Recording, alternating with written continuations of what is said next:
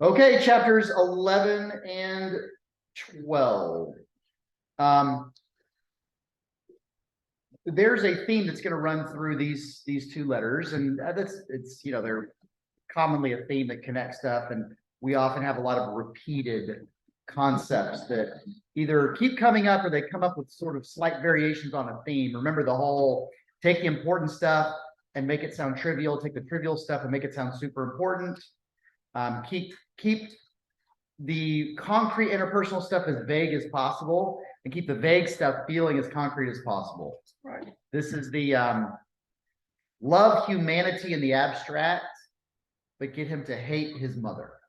Yep. And that's that's the real key here. So there was a theme that was kind of running through my head between these two letters, and something I thought was worth kind of touching on, because we kind of have this sense with the phrase of kind of understanding what this is getting to, sort of. So the road to hell is paved with good intentions. We know that phrase. It's just kind of sort of an aphorism.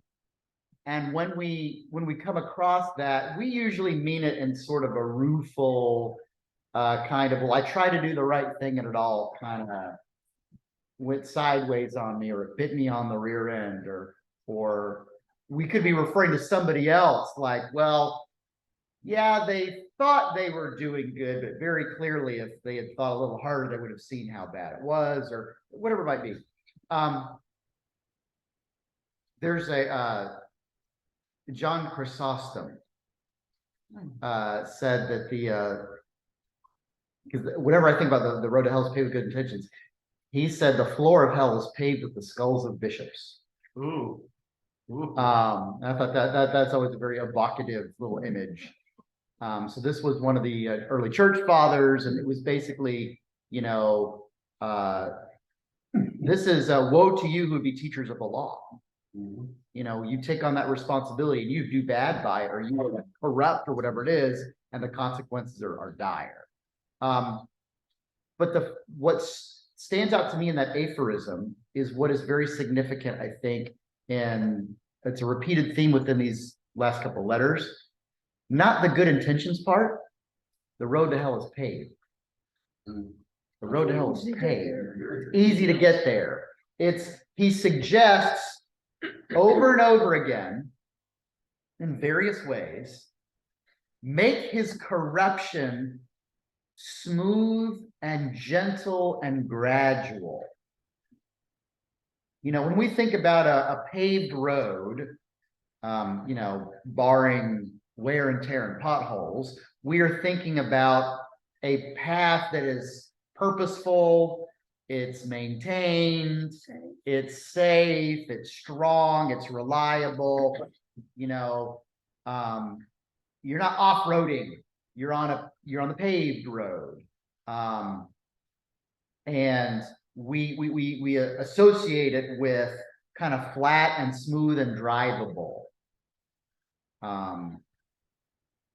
We are unlikely to go off the paved road unless there's a great necessity, because the paved road is both safe and comfortable, and it also looks like it's there for a reason. You stay on the road.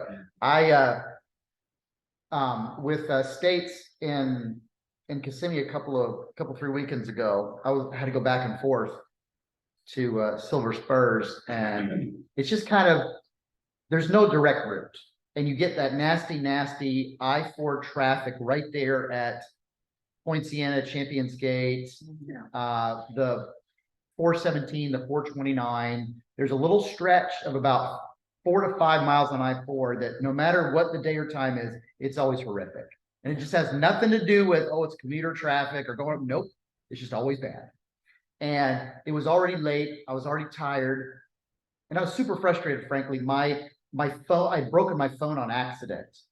And so I had nothing to listen to. I had no traffic reports. I had no directions. I mean, I knew how to get there, but I had no way to know if there was something else going on. Like I couldn't be redirected or whatever. And so I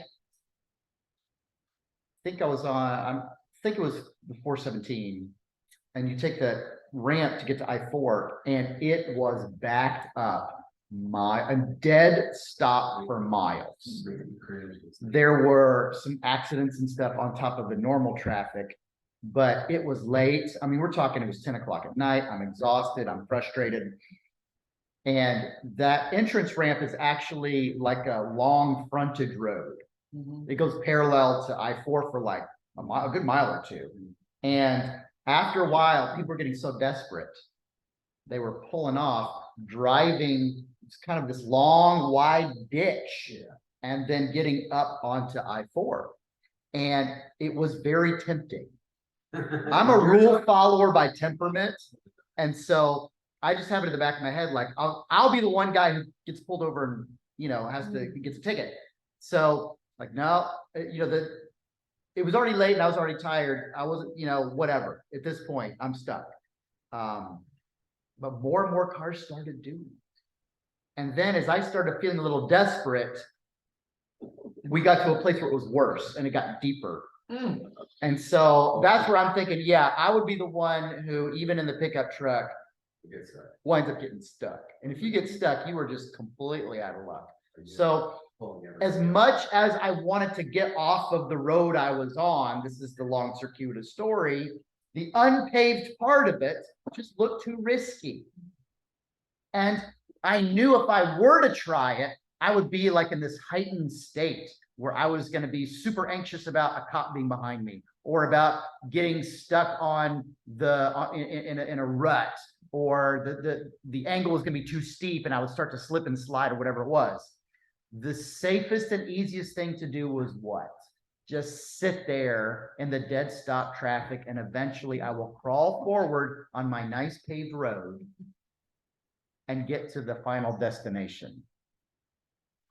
Making the person who is being corrupted by demons feel that the path is solid and smooth and sort of unremarkable is good for the demons in a variety of ways. There's kind of two major ones that he actually brings up, but can you think of, just in a general sense, why would the path of corruption be best for the demons if it were smooth and paved?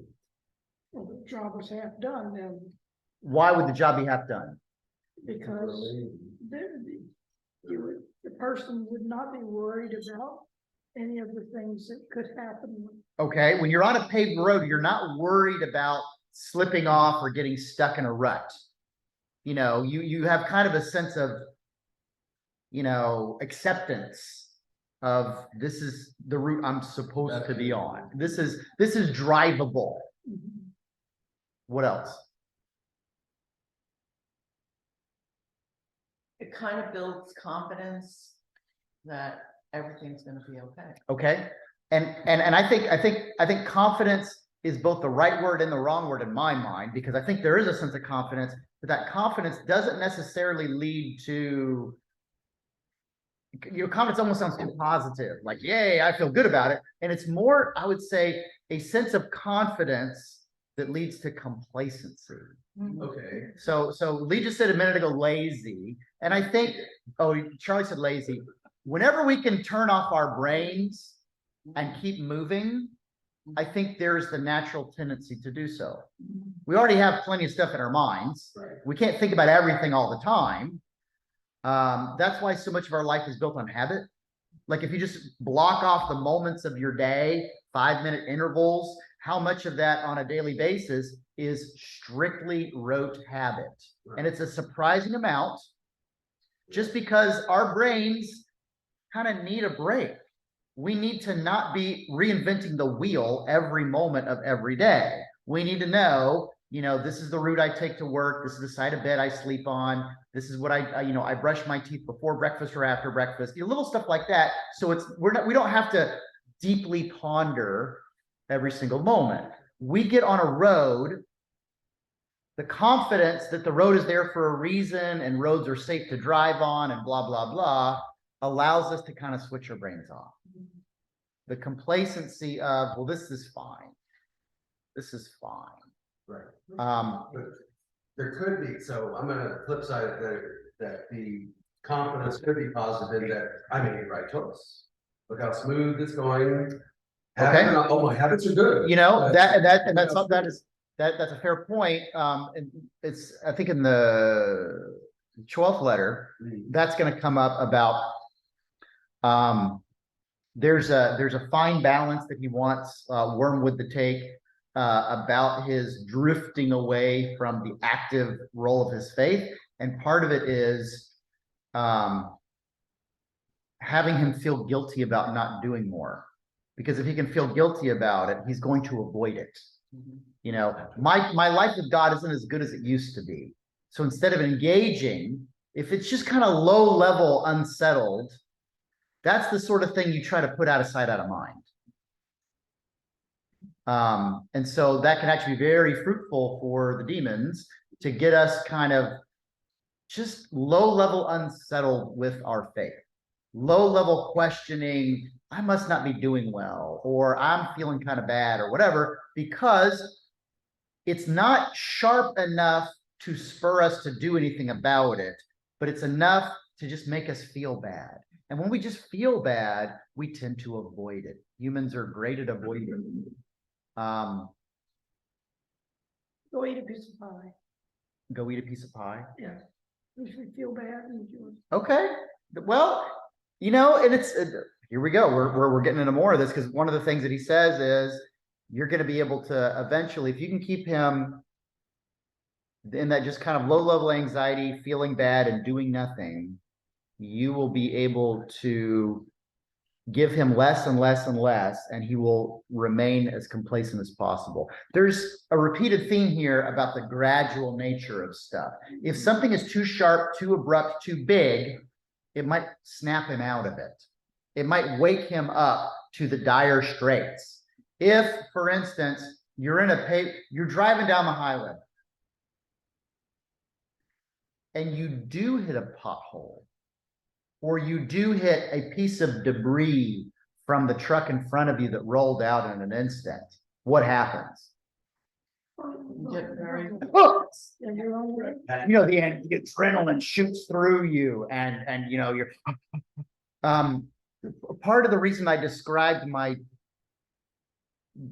thought process in staying on the ramp or crossing that grassy area about the heightened sense I would be worrying about the cop car, worrying about the slope, worrying about ruts or whatever. The demons don't want us in a heightened sense of anything. They want the soothing, complacent nothingness. But if something happens too sharp, like a slap in the face, we have to stop the complacency and actually do or think about it.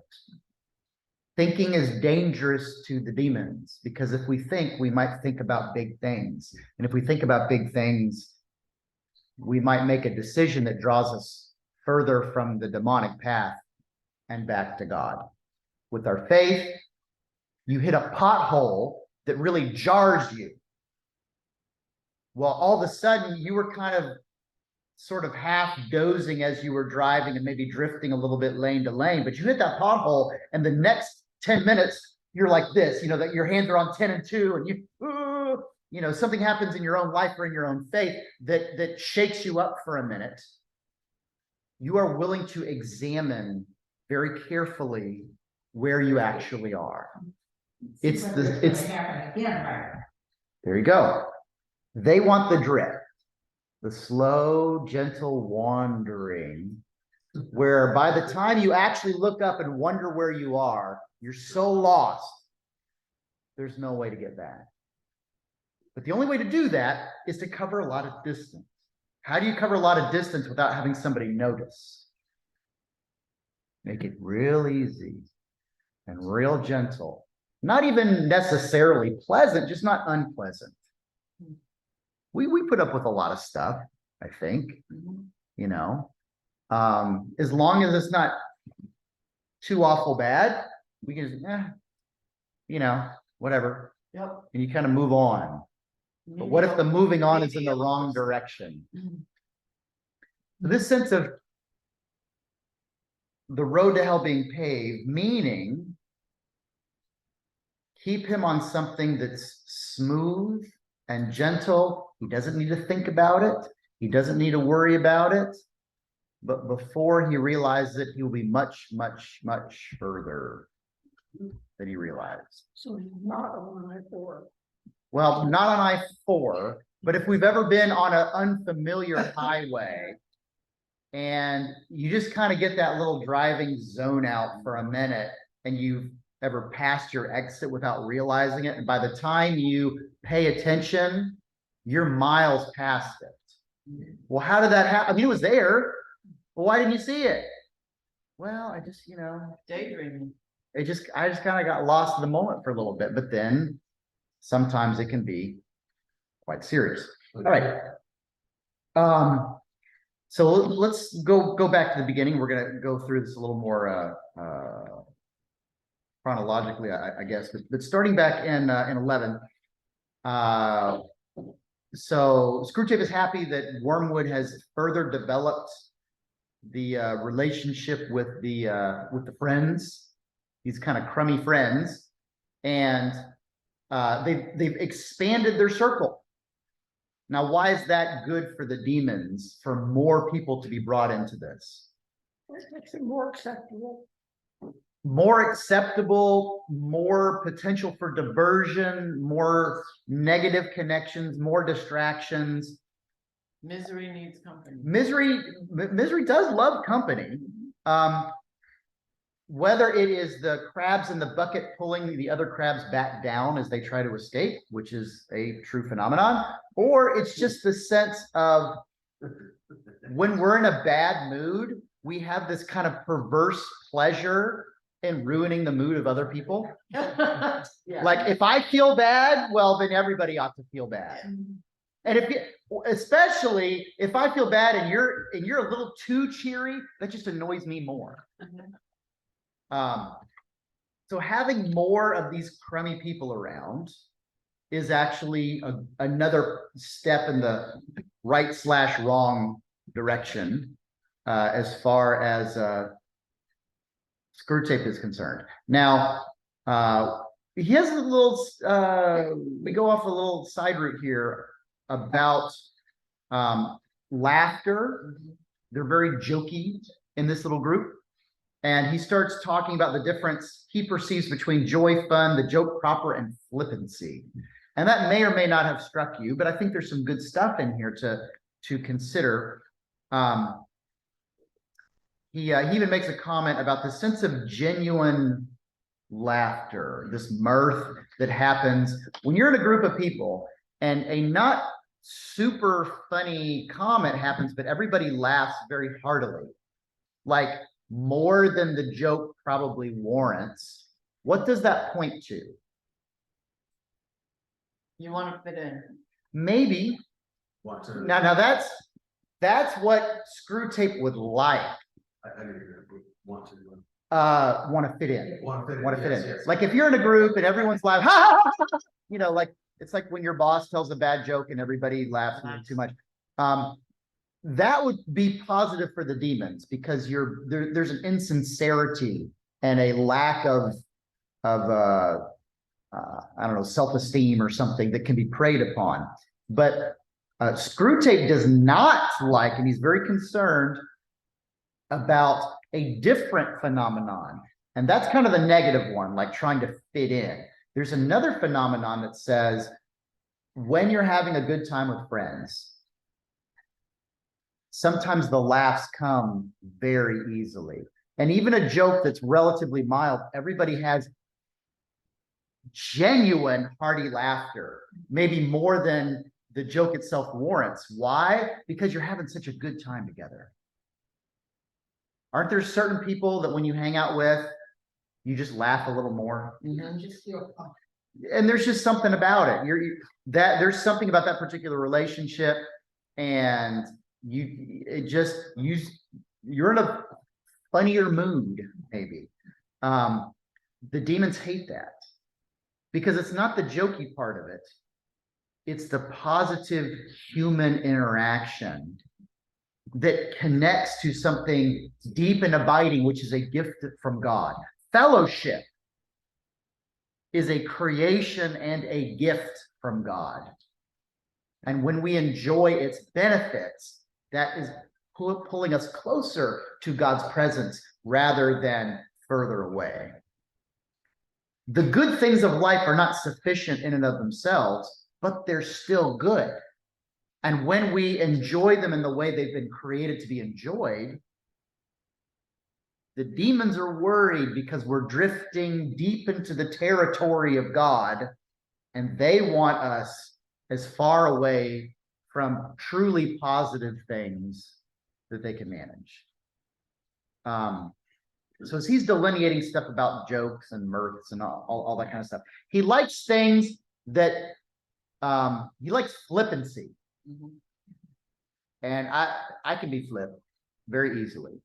And I would say that the predominant level of cultural humor these days, and it's been this way for a while, is sardonic, sarcastic, and flippant.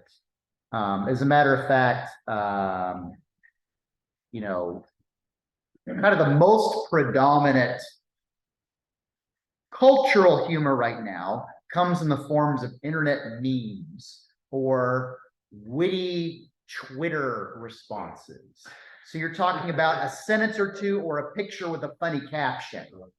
And Twitter itself, with its extremely small amount of characters that you're allowed for a post, really engenders this sense of try to get a zinger in. Like that's what it really pushes for. And so there's this one-upmanship. Can I get a zinger and can I zing that zinger, and who's gonna dunk on you or whatever? And memes, it's a funny or incongruous picture, usually with a single phrase or sentence, and it's sort of everywhere right now. And it's very flippant. Can it be humorous? Yeah, but there's nothing to it.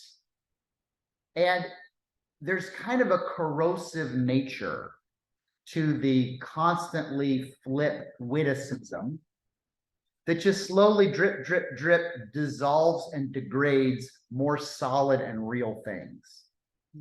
It keeps us on the surface. Can you say anything serious in 248 characters or whatever it is? Not really. I mean, maybe a couple of things, but that's it. But not, multiple tweets a day, every day. If that's the case, we're just drifting along the surface. And again, the demons love it. Well, They love surfacey thinking. culture now is very surface. We are very superficial and very surfacey. So these are things. Superficial response. The flippancy is basically not taking anything seriously. Should we be dour and grim 24 hours a day? No. But the opposite end of that spectrum is if we take nothing at all seriously, then we just sort of bob along the surface and we miss the real depth of life, of human interaction, of the blessings God intends for us, or whatever it might be. So again, this is a lot like earlier letters. Keep the trivial stuff seeming very important and the important stuff seeming very trivial. The other thing, there's probably something to work into that too. Attention level is gone. Sure. So whereas people could actually watch a half-hour show, maybe stand the commercials, they can't even watch a 90-second, blip. Right. So these are all things that Screwtape is wary of laughter. It can be good. What are some reasons? We've already talked about flippancy. Can you think of another reason why a demon might like laughter? It's a mask. A mask. Okay. So there again, there can be a falseness or an insecurity about, laughing.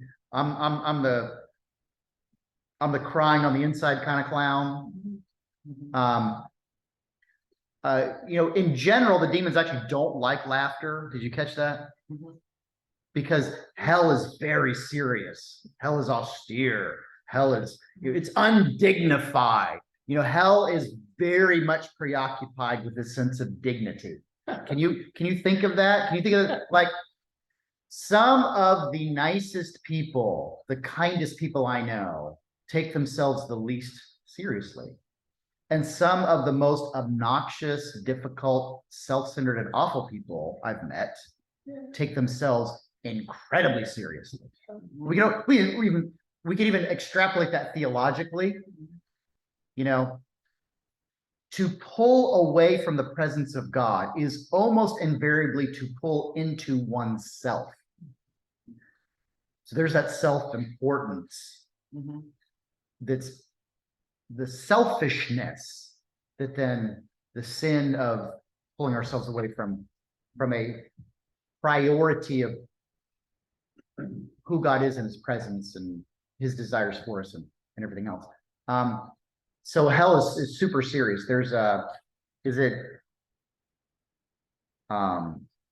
John Donne or was it Luther about the devil is a proud spirit and cannot bear to be mocked. Like it's not theology so much as it is more philosophy, but laughing at the devil is like one of the most powerful weapons against him, because the devil demands seriousness. So the demons are very iffy on, they're very, very wary of laughter, but they see that it does have some benefits to them. And we've talked about a couple of them. And one of them we've not mentioned is hurtful laughter. The mocking, making fun of, breaking, degrading others kind of laughter. And I would say it's not genuine humor. But it's using the external performance of something which is good, but using it against its purposes in a way that corrupts what ought to be good. In the same manner, we mentioned this, if not last week and the week before, that sex is a gift invented by God himself. Same thing as eating and drinking or sleeping or all sorts of things about our common humanity that offer pleasure. It's about what we do with it and how we do it. Do we use it within its intended purposes, or does it get corrupted and spoiled and changed into something that is actually not only less pleasurable ultimately, but pulls us further from the one who gave us that opportunity in the first place? So this negative laughter, and you can probably imagine it like little kids mocking each other, in the ball field or whatever. Nasty, snide, mean-spirited comments veiled under humor. Don't take it so serious. I was just joking. Yeah. Or the ones who are like, they don't even bother to say they're kidding. They're just, I'm just gonna rip you apart, and I think it's hilarious. That's the Batman movie from 10 years ago, The Dark Knight, the one that has Heath Ledger as the Joker. And he's described as, some people just want to watch the world burn. He wasn't trying to steal money. He wasn't looking for prestige. He was an agent of true chaos. And there, the truth of the matter is, some people just want to watch the world burn. So laughter, real humor is inextricably associated with joy. Joy is a theological state about our peace and trust within the presence and provision of God. These are things that the demons then get very, very concerned about, and they need to make sure that the laughter stays as surfacey or flippant or mocking. That laughter is tolerable. I'm not sure they would say it's good for them, but I would say it's tolerable and it's potentially useful. But remember, every weapon that they have is a corrupted tool. Hell makes nothing. They can't produce a thing. All they can do is take something good and try to mess it up, try to bend it and twist it, dirty it up. file it off so it has sharp edges that cut you, whatever it is. So every single tool that they're going to talk about, every single suggestion, it always comes double-sided, like, yeah, do this, but be careful. Because all of these things that are being used against us, if we would actually see it and understand ourselves,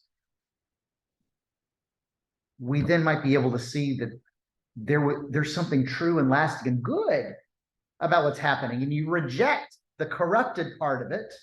You receive the blessed giftedness of it. And you're just pulled closer and closer back to the presence of God. So there's always going to be this kind of,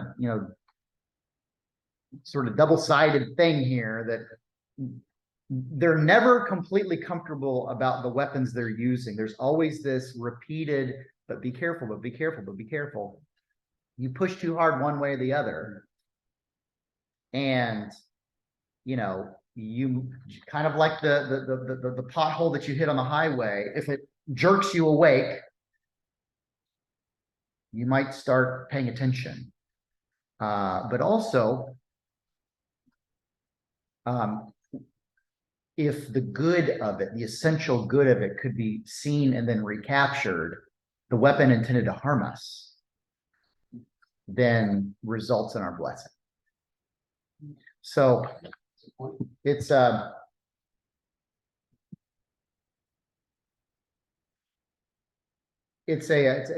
fun little kind of aside there talking.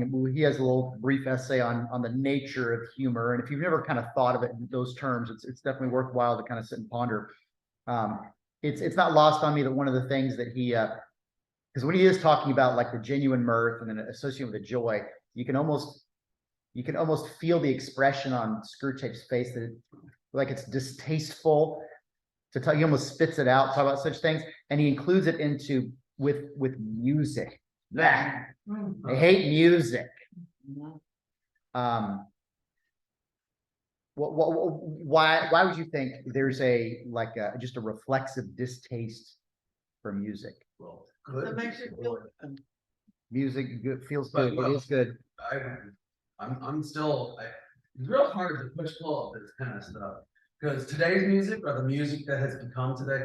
But let's say like Bach or Beethoven or really those they were playing spiritually. So here's why the demons aren't going to like music. Yeah.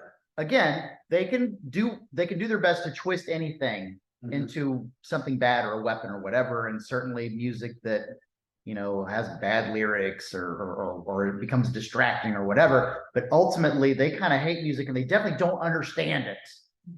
It's the concept is lost on them because, like all art, it's not just a gift from God. This puts us in a position of what his friend Tolkien called becoming a sub-creator. God, the creator, capital C, makes us in his own image. And part of that image is the ability to create. We have an imagination that can express itself through art. Right. Whether that's art we see or hear or feel or smell or taste, something about our senses captures what didn't exist and now does. Out of my own mind and thought and heart, I now can offer something to you that you never thought of, you never realized, you never saw, and now you can through art. This was the great falling out between Richard Wagner, the German composer, and oh shucks. The other guy. No. The not Jean-Paul Sartre. The other super famous 19th century atheist. Oh, Marx. Not Marx. Nietzsche. Thank you. Through Wagner and Nietzsche, who were friends. And they had this massive falling out. Wagner takes this kind of very somewhat puzzling but very deep kind of spiritual journey late in his composition. This is like Parsifal and stuff. And he makes these comments. There's a particular quote that I've always loved. All great music is intrinsically religious. And that is just a true dang statement. That's true, yeah. It pulls us out of ourselves. It pulls us out of a place and time. We can't help when we encounter great art. And by that, it could be something like a beautifully constructed bridge, but some sort of effort of humanity that just sort of blows our mind. We cannot help but be pulled to a sense of gratitude. And then if you are feeling grateful, doesn't that beg the question, to whom? You're grateful, yes. So Then why did he lock people in the theater and make them stay through all his lengthy? oh, I'm not saying Wagner was a good God. Yeah, Wagner was Wagner was crazy pants. But he had this, he had this kind of spiritual awakening or epiphany or something like that, especially in his later career. And it really led to some splits between, people like Nietzsche who wanted to embrace the arts, but embrace the power of the arts, in essence, to corrupt. In his mind, it was to inspire, the Ubermensch to greatness or whatever. But basically, it was saying all of these things should be inspiring you to achieve your potential, not in a God-given sense, but in a way that stands you apart from those lesser beings around you. And it was this huge break between the two of them that I don't think ever mended. Okay, so anyways, even simple music, but just the ability to create. Again, this is smack dab in the middle of godly territory, and the demons are both confounded by it and they hate it. All right, so getting back to this sort of systematic strategy for corruption. And, this should be both interesting and a little alarming to us that, there's a game plan to get you. This is not a willy-nilly ad hoc sort of, I wonder what I can do today to mess with someone. There's a plan that they're working on, and they're trying to adjust and improve as necessary so that it's as effective as possible to destroy us. And what ought to be interesting and alarming, I'm not sure if this is the first time it's been referenced this way, but it's the first time that it stuck out to me. Screwtape refers to the people that he is working on, or Wormwood is working on, by a very particular phrase. Did you catch it? Was it 11 or 12? In 12. Because he's referring to like one he's already, like he had corrupted in the past successfully or whatever. His patient. Oh. His patient. Now, when we think patient, caring for my patient, who are we thinking of? A doctor. And someone who is ill that you are trying to heal. There's a doctor-patient relationship. And think of how creepy that is. That the demon who is trying to destroy you, to fill you with nothing but agony apart from the presence of God, so that they might drink it like fine wine. They're working on you as a physician works on someone who is sick. For them, this is our cure. We're being cured of our connection to God. We're being cured of our individual identities. We're being cured of the pleasures of life. We're being cured of our own identities, our self-awareness, our liberties and independence. We're patients being treated so that these conditions would stop. If the practitioner is successful, these conditions will become lesser and lesser and lesser until they're gone. Isn't that what a doctor's supposed to do? To treat you until the condition, oh, I've got a heart condition. Oh, my ankle is broken. Oh, my blood pressure is high. They're treating you surgically, they're treating you medically, they're treating you therapeutically until those conditions get less and less and less and go away. And that's what's happening here. It's a part of the truth of most medicines that I think enters back into this chapter in sort of a sideways manner. The gradual nature of it, that we don't, keep us not paying attention to stuff. There are very few medicines that I experience, because it really stands out to me when they do, that take effect so quickly I can tell. And those are the best. Like, there's always a little bit of uncertainty when you take a medicine and you get better gradually. Was it the medicine, or did I just get over it? Yeah.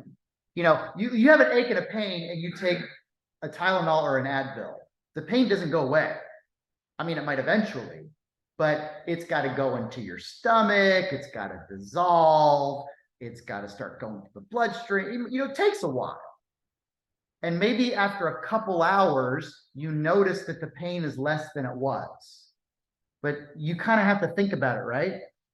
And then you're never completely sure, was it the Tylenol, or did it just kind of loosen up, or right? So every now and again, there's a medicine that whoa, it works so fast you kind of can't deny it just made a difference. Any that you can? And his name is? Morphine. Okay, morphine. I've not taken morphine, but I have administered it, and it definitely makes a difference very quickly. Fentanyl. I'm thinking slightly less substantial. Okay. Aspirin? I've never had aspirin work on me immediately. I can tell my blood's got it. Well, but I don't know that you can tell. I don't know that you can tell what, right as you're taking it. Nitroglycerin? Okay. That actually, it's such a vasodilator. For a lot of people, it gives almost instant relief. That's a good one. Here's a real common one, because I loved it as a kid, and I have had to restart very recently for what I hope is a very temporary period of time. Nasal spray. True. I love me some nasal spray, because I'm someone who struggles. As a kid, it was bad. I had allergies as a kid. But when I get congested, especially at night when I'm trying to sleep, it's very congested. And nasal spray is magic. It's like alien technology. You squirt that junk up there, and within seconds, there is an observable and noticeable difference. That's awesome. Except for this saline flavor. No, not the. I mean, like the Sinex, Nasonex kind of. Or That's good stuff. ammonia capsules for a guy who's gone out. The guy comes in. Use those too. The old smelling salts. That really does make a difference. Anyway, going back to the patient and the treatment stuff. Usually, it's very few treatments that make an instant difference. I'm not saying none of them do, but I would say my experience, and I'm assuming it's yours too, when we were being treated by a professional to cure something or to improve something, it's kind of a more gradual process. Even if you have to reach the therapeutic level in order for especially with medications that need to be maintained. So remember, what is he saying to Wormwood other than easy? Don't push too hard. Don't be too sharp. They don't want to give the cure of nasal spray where you notice the difference almost immediately. They want something that's just going to drip, drip, drip, drip. So subtle, we have to wonder, is it the medicine or is it just kind of working out? You want your patient to never notice enough that they are wandering away. Because if they ever notice, what can they do? Go the other way. They can go the other way. They can Change change direction. course. As a matter of fact, he even brings this up. When you do run the risk of him becoming aware of it, try to get it in such a way where he feels bad, but not too bad. Because if he feels too bad, he might just repent. Repentance, metanoia, the Greek word, means to turn around. If the bad feelings of realizing how far he's drifted are too deep, despair is good, like despair where you've given up. Despair is a theological condition, as God cannot or will not help me. But anything short of that, that's really, really bad, aren't those the moments where people are now thinking, maybe I need to turn back? God, can you help me? Please help. Please help. So there's a lower level of feeling bad. Again, they love us to have very vague, bland, squishy feelings and emotions, because those are basically subhuman, and they keep us complacent and just cooking like the pot and the frog in the pot of water. So feeling bad just a little will discourage someone from doing anything about it. Have you ever noticed that feeling? When you feel a little bad about something, it makes you want to avoid it rather than fix it. Can you think of a situation? I've got one in my mind, and I don't know if it's the same one for you guys or not, so I'd like to hear some more. You're having a disagreement with someone, and it's not a big deal. Yeah, but just unpleasant. And you kind of want to fix it, but maybe you think you ought to just leave it alone, it will go away. And so what do you do? What do you do when that person's around? Don't you avoid them? Yeah, or happy talk. Or you just don't get into it. You just let it sort of sit there and fester. Now, if the disagreement was super sharp, you would at least be thinking, well, maybe I either need to fix this or I need to cut this person out of my life. But if it's just blandly unpleasant, we could probably put up with that for a long time. And what's happening in that relationship, by the way? I would say it's getting like you're getting further apart. There's not been a traumatic split, but it's sort of like people not going to church. Yeah. How many people have like I will never come here again? And how many other people just like, they just kind of drift away? Whether it was a little unpleasant interaction or a little unpleasant inconvenience, and it just kind of, no big deals. If it's a big deal, maybe you're going to do something about it. It's like a little chiseling. Chip, chip, chip. Yeah. Like a drip, but this is a chip. Yeah, these drips. That's how the mountains are eroded into valleys by drip, drip, drip. I was just talking to Charlie today about the Memorial Garden, and all of our both reserve spots and spots that are currently filled, and it's just reminding everybody, it's all plotted out. We know exactly, it's an individual grave. We've got a chart and a graph and everything else. The front third of it, by the walls where there are the plaques, is pretty full now. It's either the graves are already filled or they're reserved by people who have reserved it for some time. So we're moving further away from that wall. And there's a back wall. And so what we need to be able to do, though, which we've not needed to do, we could have done all along, but we're getting to the point where we need to have a tool that allows me to have a consistent measurement from the top and from the bottom. Because what we currently have, you stretch some lines out to form this grid, but the further away you get, the more you are assuming your eyeball is keeping the lines perpendicular. Now, that's not that big of a deal when you're close by. Say a 5 degree off on the angle. So instead of, instead of it being like a perfect 90 degrees, it's at like, 85. Within the first few feet, it makes zero difference whatsoever. But the further away you go, 5 degrees starts building up and building up and building. By the time we get to the other side, if I've allowed it to be 5 degrees off from the front, by the time I get to the back, you know how far off I am? I'm like a whole row over. Is that right? And now we're in the wrong spot. A tiny incremental change that's allowed to continue to develop. Man, that's compound interest. That is the entire mathematical principle of compound interest. Oh, you're only going to get 2% on that. Yeah, but 2% compounded every day over decades. I mean, you're talking real money here. There was a somewhat ridiculous but kind of interesting sci-fi movie from the late 70s that I remember seeing a few times on TV when I was young.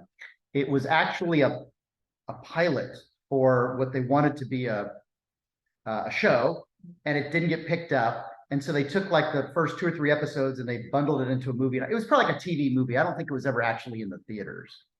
I know way more about this than I need to know. It's just because it's one of those dumb trivial points that sticks in my head. But you're gonna tell us. I am going to tell you because there was a scene in it that stuck with me because it was very cool. It was very interesting. It was science fiction, but it was supposed to be present day. It was called Salvage One, starring Andy Griffith. Okay. So this was Andy Griffith, not like Mayberry circa, but a little bit closer to Matlock. So this is like in the early 80s or late 70s or something. And he was a junk man, the most successful junk man in the country. And he had built an empire, from these junkyards and scrap metal dealerships and whatever. And he was now like a billionaire or whatever it was. And he had this crazy plan of making the greatest junk haul in history. He was going to salvage the equipment that had been left after the moon landings. But to do that, he would need a way to get back and forth to the moon. So he was using his money to build a rocket. And I'm not sure, maybe you can see why this wasn't picked up as a series. But anyway, it was sort of interesting and kind of fun. You can literally look this up. I promise you, I am not making it up. He realizes at some point, or maybe his daughter gets involved, that he is just too old and unable to do this job himself. Like he had this vision that he would be the astronaut. And it turns out like, no, you know what? You're like 65. I don't think you can do this. So he contracts with a guy, and I think he might have been a race car driver or a fighter pilot or whatever it was. But this is what I remember. I remember the guy took Andy Griffith in a race car and they were on a track, and he was going to demonstrate a point because Andy Griffith had a incorrect assumption of how this rocket was going to work. And so the guy did he ran a couple of laps like you think you ought to run. He slammed on the accelerator and took off. And then he said, okay, this is how much fuel I burned doing that in order to get to that speed, in order to cover that distance. And fuel equals weight. And you're creating a vehicle that needs to be super precise in the amount of weight that it's carrying, because it's got to get you to the moon, it's got to get you back, and it's going to bring stuff with it. Yeah. So it's not unlimited. This is an extremely precise calculation you need to make. And he says, this is how you need to go. And he touched the gas pedal there, and the car just starts crawling. And Andy Griffith's going to lose his mind. They're going so slowly. You can't go that slowly and get anywhere. The guy's like, no, you don't understand. Pay attention and watch. I'm applying slow, consistent pressure on the accelerator. And they started speeding up. And they started speeding up. And they started speeding up. And within a minute, suddenly they're just as fast as they've been going before. I've actually taught my kids how to drive. using that similar principle, because when a teenager gets behind a wheel for the first time, it's really jerky Yeah. because they don't understand that with experience, you don't slam on brakes, you don't hit them, you apply gentle increasing pressure, you release. It's like every teenager goes into a turn and it swerves real hard because they don't understand, like, you brake gently going into a turn, you accelerate gently coming out of a turn, and it feels real smooth.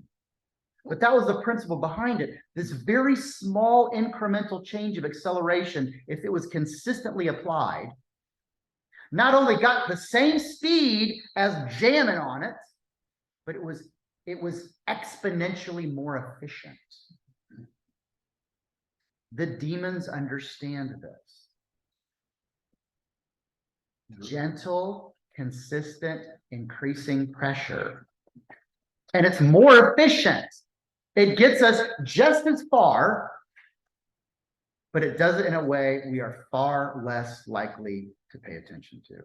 So, and, What else? Remember, so much of this is predicated. The demons understand human natures, the spiritual world, at least in a general sense, far better than we do. There's a bunch of stuff that's mysteries to them. Again, like they don't understand, like, why would there be such a thing as music? That's crazy.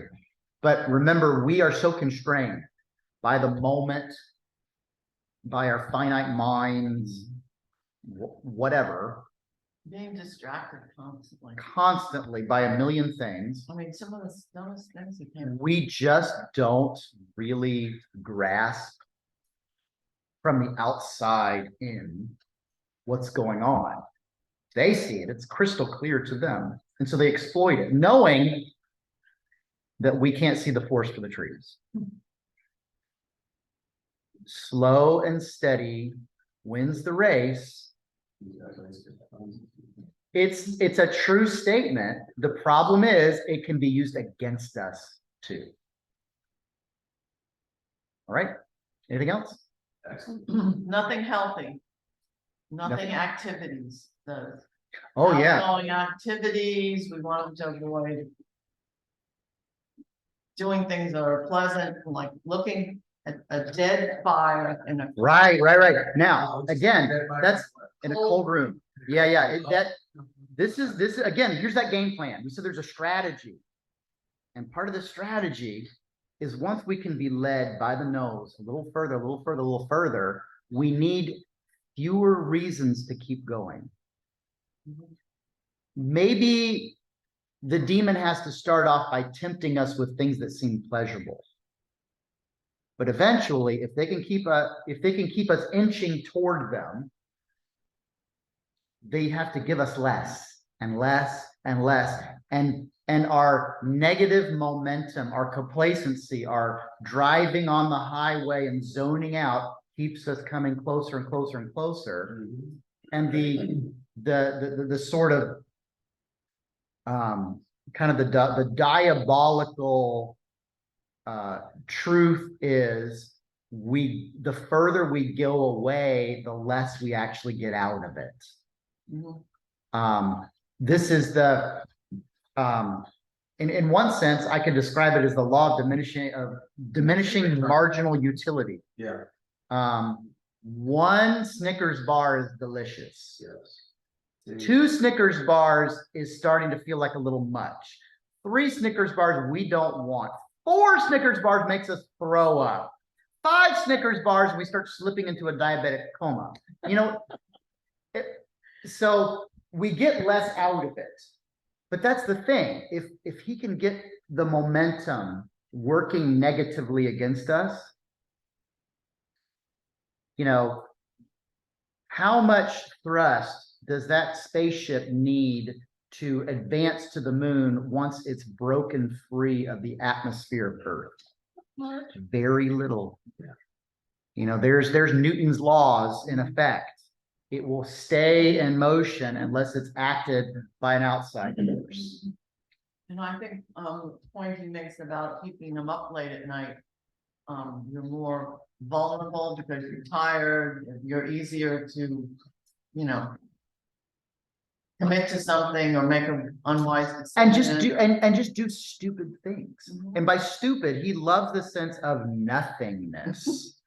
Sometimes you're just up late, and especially when you get into a rut, like I've had trouble sleeping a bunch recently. I wake up at bad times, and I'll just, I don't want to wake Lula up, so I'll go out to the couch or whatever, and I'll just put on videos to, hopefully go back to sleep. But it's just like it's sort of an aim, it's very little that's actually positive and constructive. It's more like wasting time. And if you can get them doing that, you're actually, you talk about the power of nothingness.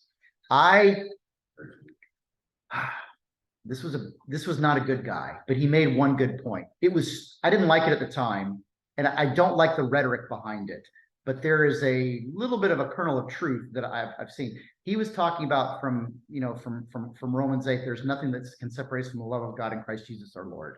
Neither fire nor sword nor blah, blah, blah. And so he got into it by preaching one time about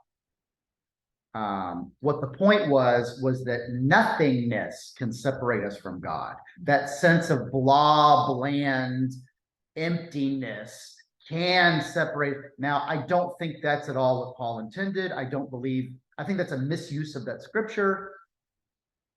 But there's a point underneath it that I can concede is actually kind of smart.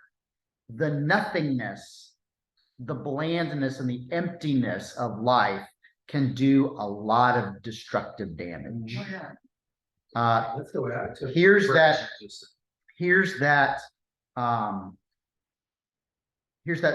sense again of the flippancy. If nothing is important, we just kind of blah, blah, blah, whatever. And the demons kind of love that. It's like monotony. And they can use the monotony to just sort of bore you into nothingness. You are drugged by the antidepressants, or you're there in the nursing home wasting away into nothingness, and they can't wait. Saddest nursing home pastoral visit, and this was very early in my pastoral career, and I was sent. I won't get into the whole story. There were reasons for it, for her despair, but this woman was just lying flat in the bed in a nursing home counting ceiling tiles until she died. And she was physically healthy enough to live, and she willed herself to death. All she would do, because just like laying and not even moving, she could see a certain number of ceiling tiles in her room and then a few in the hallway through her doorway, and she just kept doing that until she died.